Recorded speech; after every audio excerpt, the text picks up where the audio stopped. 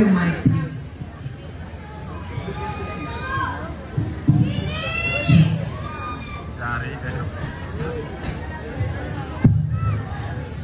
Magandang gabi sa inyong lahat. Ako si Veronica Kitty Duterte, bunsong anak ni Pangulong Rodrigo Roa Duterte.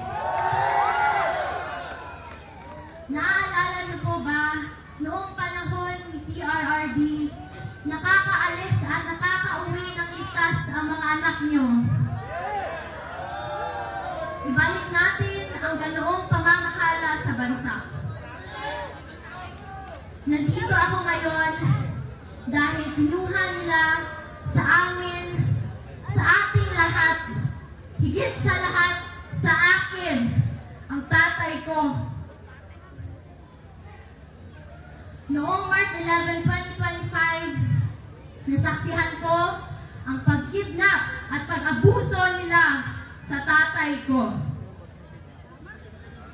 Imbes na krimen, korupsyon at kahirapan ang pagtuunan ng pansin ng pamahalaang ito, inuuna nila ang pagsira sa pamilya ko at sa lahat ng kalyado nito.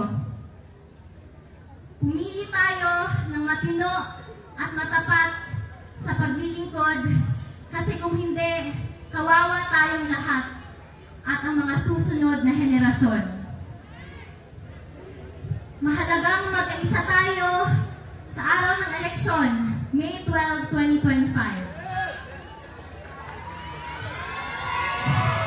Supportahan natin ang PDP laban sa senatorial slate o mas kinikilalang Duterte.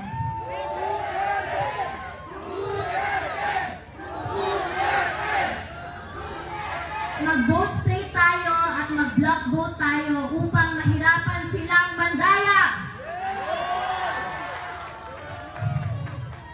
To the OFWs, to the Filipino communities who took care of us, you have my love, respect, and gratitude.